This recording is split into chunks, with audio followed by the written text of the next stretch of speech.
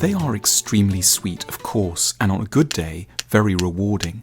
But let's be clear about some other things that our child-centered societies never dare to mention, but should, because the silence stops us from understanding what the business of having children is really all about.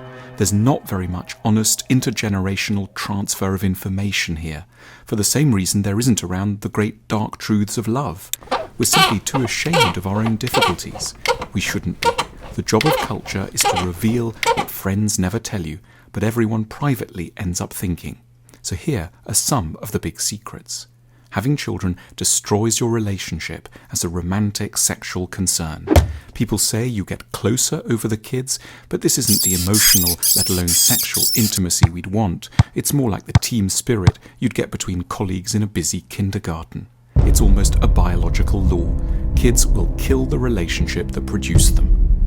We've bought into the idea that all the problems people might have from their childhoods come down to the fact that their parents were mean or neglectful.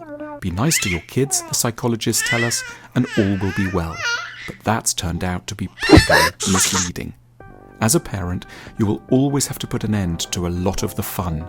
It starts with computers and gets worse from there, for the sake of protecting your kids, and you'll be hated profoundly as a result. Indeed, the more you love them, the more you're going to act in their long-term interests, and the more hated you'll be at points, unlike all those fun-loving parents whose lack of care buys them short-term votes.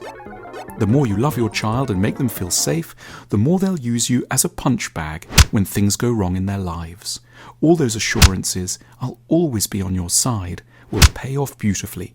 They will encourage your child to direct their every frustration and disappointment onto the loving adult who signal that they can and will take it.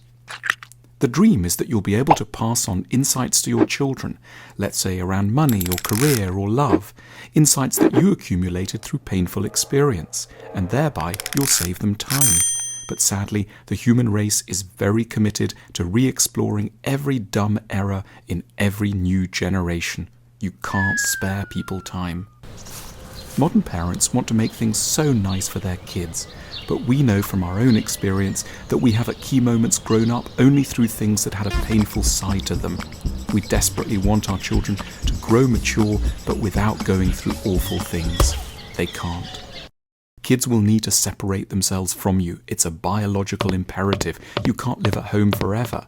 But unfortunately, that urge for separation has a habit of expressing itself very meanly in the period we call adolescence. It means finding parents repeatedly ridiculous and silly and trashing your life's goals and values.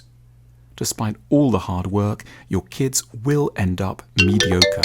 You might have thought that all the early lessons and care and love will turn them into a version of Mozart or Tolstoy. It won't. They'll be very average people who will have demanded way above average levels of commitment from you to get them to adulthood. Many people who learn they can't have children are deeply unhappy. Don't worry. Have children and you will at times definitely regret it. Don't have children and you will at times also definitely regret it. Both sides are just interestingly and differently miserable, but neither side has very much to envy from the other.